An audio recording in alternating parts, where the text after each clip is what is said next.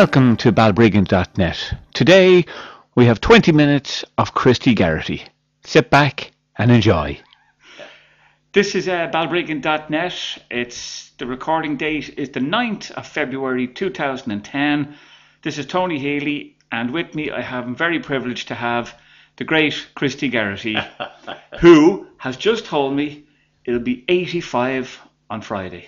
Correct, So- right. Well, and it's a pleasure to be here and to meet you again, Tony. Great to have you, Yeah. Christy. Great to have you.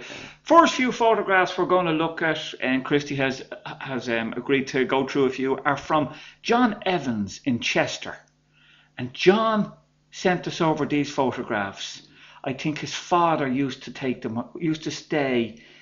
You're looking at is it Chapel Street? One of Chapel Street, that's right. And the scene is directly across from the house I was born and raised in Chapel Street itself. On the corner here, there's a picture of Landy's Public House and Grocery. Yeah. There's a sign over it in cemented letters, Seed and Provision Merchant. Yeah. That replaces a house that was born during the sack of Balbriggan in September 1920.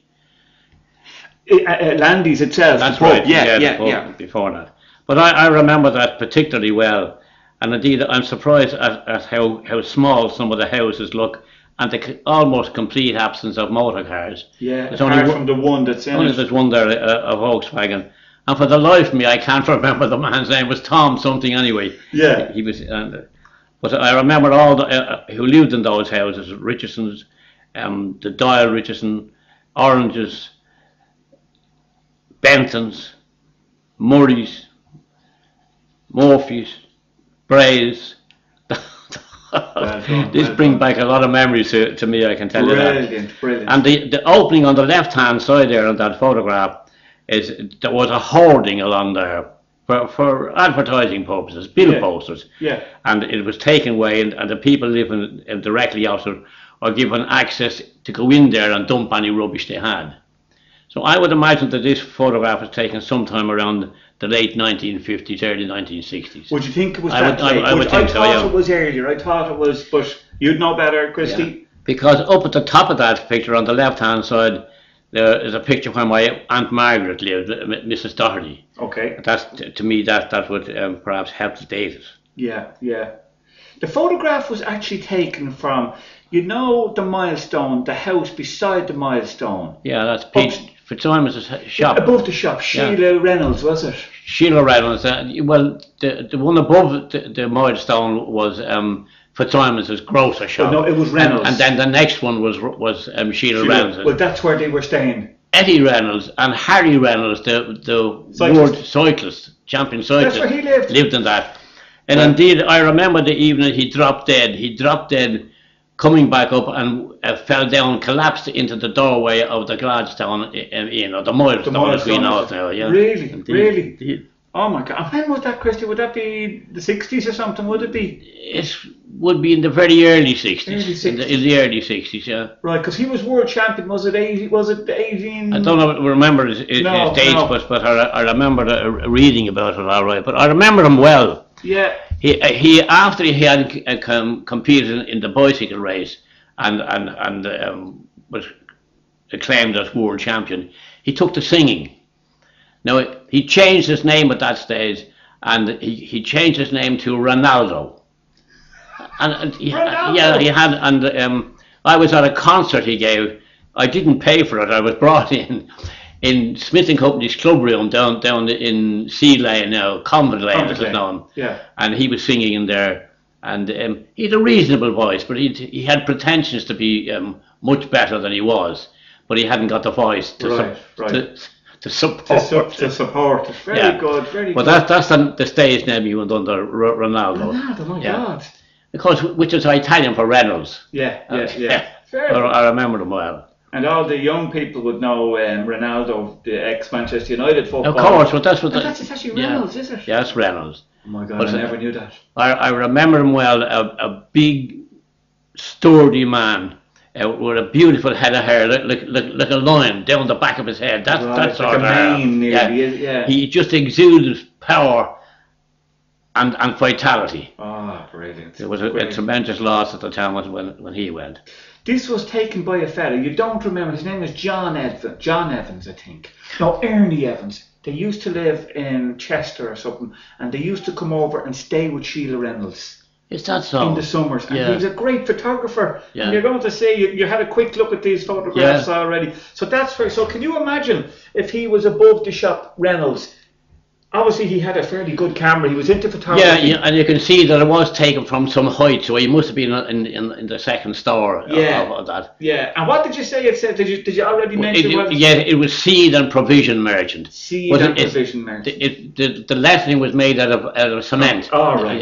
Yeah. But look how quiet the street is. No car, because at that stage there was one taxi in that street. It belonged to Jem Bray. I just pointed out. This house here was Bray's house, and he had a garage. That's a garage over there belonging to the garage on the left hand side, kind of like the gap there, is the opening. That car was his pride and joy.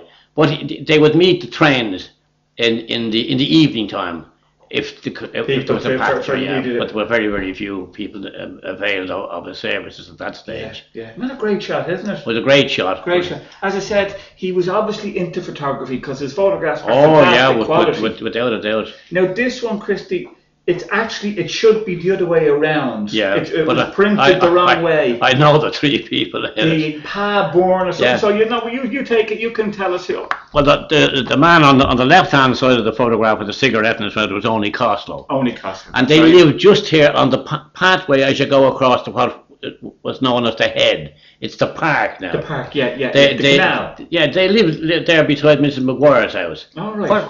Where I'm living myself in Clonard Street.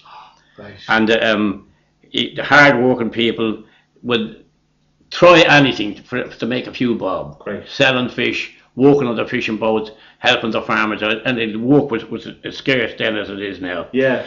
The man beside him in the centre is Pa Bourne. Pa Bourne, yeah. Now Pa came originally from the hills, up and in the parish of Skerries. Okay. And he married one of the Richardson's family, Maggie.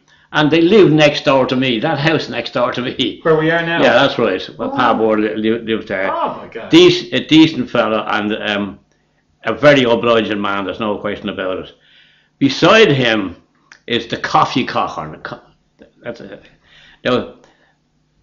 He was one of the well-known Cochrane family here in the town itself. The remarkable thing about him, from my point of view, is that he lived in the house in Chappersea. You can see it in the first photograph there, and the small houses that on which side of the road? On this side here, on the left-hand side. In there, small house. Okay. The story about it was that a woman had lived in that house some years before and had cut her throat, committed suicide. So it was a place that we sneaked past in the evening time. It was getting dark at all. Yeah. Because of the relationship, between the death itself. Yeah. But that was the coffee. A quiet man. His daughter, I think, is still living in the town. She'd be as old as I am now. Right. He lives in Buckland St. Peter's Terrace. Grand. Any idea then the year for that one? Are we talking maybe the 50s? Would that come I'm talking about the 50s at that stage, because Pa would have come. I came to this house here in 1953, and Pa would have come the following year because they were still building those last three houses. And that's when these were built in the 53. In the 50s, yeah. Wow. Well, it would be 53 because we got word in February 53 that we had been allotted the house. And we weren't allowed to collect the keys until December of that year because the last three houses weren't complete. Ah, right, so you had to wait till the whole lot were finished. Well, we knew we had it, right? But we were anxious to get in. That was a great Christmas, was it? It was great. There's no doubt about Christmas it. 53. Oh, brilliant! Great. Next one is. It's a great one. I think they're tarring the boats, aren't they? That's right. But the preparation for the blessing of the boats at that stage was a big thing. Big thing, yeah.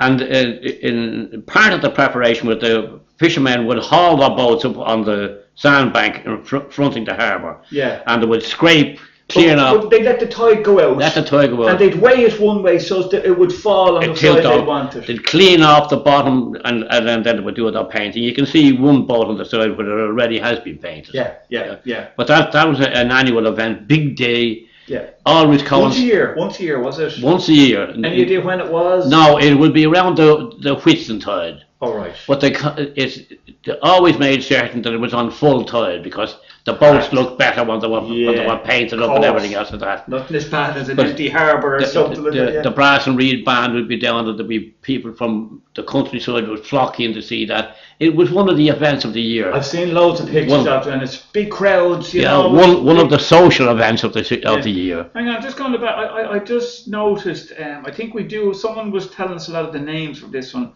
You can see there's a guy up here. He's fixing it, but when we're looking at a computer, it's easier. We're able to zoom in. Yeah, no, I could name some of the boats that they do. It was the Avoca and the Maid of Morn. Yeah, and the Ovoca.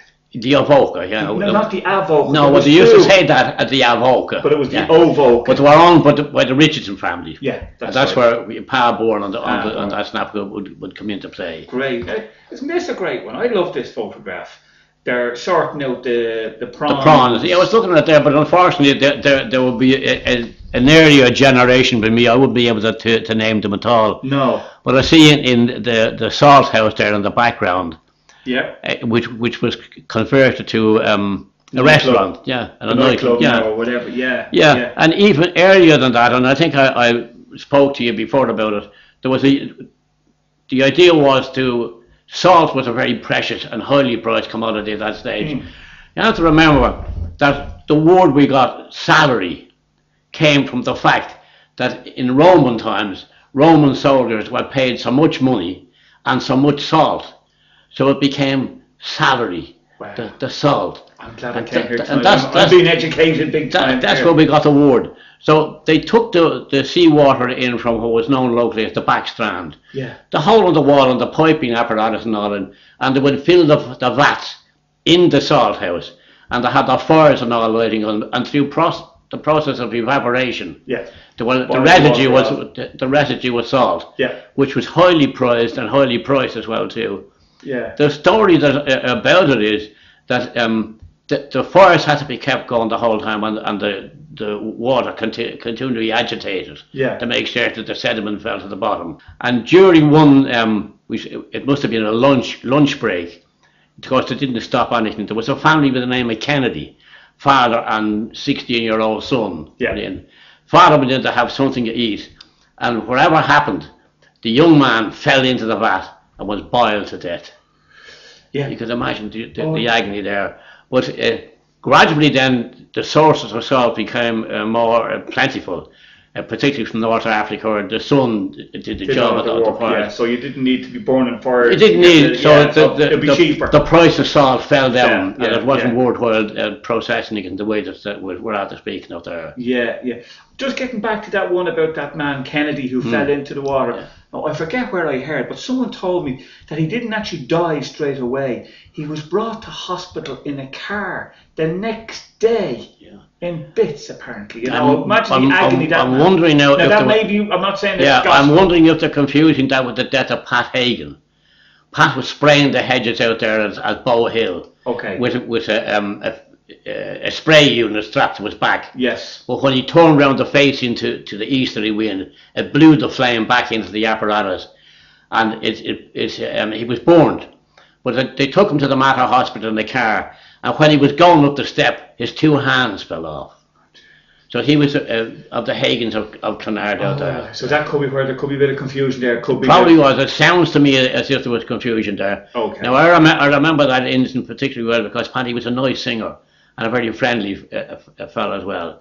But that was well known, you know, God bless us, you hear about poor Pat Hagen, blah, blah. His hands fell off when he was going up the steps into the Mater Hospital. God. So there may be a mix from gathering there. And then things get exaggerated and things, you know the way things go. Yeah, but God, it wasn't a nice time, but can I have a look at that again? Look at the car. Can you, the reg of the car is now, you can see there and in the back of that, the roof of Kincora House. That's at the bottom of High Street. Yes, yes. Now, Kincora House was built in 1803 for a fellow by the name of Montgomery. It was built on Church of Ireland land, and he was a vet. We will have to bear in mind that at that stage, 1803, there were no such thing as tractors or motor cars. So all the work was done by horse and cart and what have you. So the need for a vet and the various blacksmiths we had in the town don't need any explanation at all. Exactly, it's just. But it had a long history, and I have a lot of the interior that captured on slide. Great. Because Miss Bannon, she was then, was kind enough to allow me to photograph it.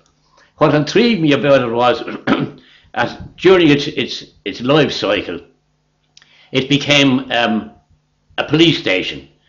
There were a number of policemen there and 3 or 4 soldiers were based, but they had no light. So Sergeant Geraghty, who was in charge of the barracks, as it became known as, was constantly writing to the local gas company, asking to provide a light outside the barracks because of the darkness that do be there. Now this is recorded and all, and it's in the minutes of the town commissioner. The darkness that do be there. I remember you telling me that. That's a great one. The mode of speech has changed a lot since, and will continue to change. The darkness that do be there. there. Brilliant, brilliant. Here's a great guy. Here's a great photograph. Marvellous photography. John Murphy, is it? John Murphy, is it? That's it. He lived in the hill of Clonard. House is still up there. It's renovated and modernised. But I remember John well. There were what was he? Was he? He was just a labourer. A labourer, right? Okay. His brother worked in Smith and Company, and another brother joined the Merchant Navy and was lost in a convoy going to Archangel in Russia. Ooh. Okay. Never was got. Oh, right. They had a nickname, the Pigeon Murphy. If you mentioned anyone, you know the Pigeon Murphy. He was the brother of the Pigeon. He's the brother John, of the Pigeon. Yeah. Great name, as you said. It's a great town for nicknames. My nicknames. Did you have a nickname? Not that I'm aware of. Now, when I was in Smiths, they would call me either C or Cree or Kit. C, Cree, or Kit. Yeah. Oh, be kind of, yeah. So yeah. You say, yeah. What are we doing, Cree? Are we going tonight tonight? See or whatever it was. And did anybody ever take offence at some of the nicknames that would be on them? Yeah, some of them did. There were the people. There was one man lived up in the street here, Simon Bannerman was his name. Yeah. And his nickname was Itchabok. Right. And he didn't like that at all. No. You'd be chased. Right, yeah. Some of them are supposed to wear cruel, but some of them are very funny. There's some great ones, you know. There were great stories about them as well too, because it's hard to imagine or to relate to the times that we're in it then, because there's no work now. But in the 1930s, there really was no work. Nothing at all. Not a thing. No. So on one occasion, the unemployed got permission to use the band room to hold a meeting. What they were holding a meeting about, nobody knew. It was just to kill a few hours. But one of the stories was that the chairman of the meeting would call on various people to say a few words. And he was calling on this man. He was a Brady. His nephew was still alive here in the street. And he was a small man. And they called him the Tiddlum. He was the Tiddlum Brady. So he was called on to address the meeting. And he started to say a few words, and the chairman said, "Stand up, Mr. Brady." "I am fucking standing up." He was only his man, and he left the meeting in disgust. Really? The whole meeting broke up. Oh, nothing was achieved. Oh, fantastic. Yeah. As I say, just consider that paper read. Yeah, excellent. We hope you enjoyed that interview with Christy Geraghty. We'll have more from Christy Geraghty right here on balbriggan.net.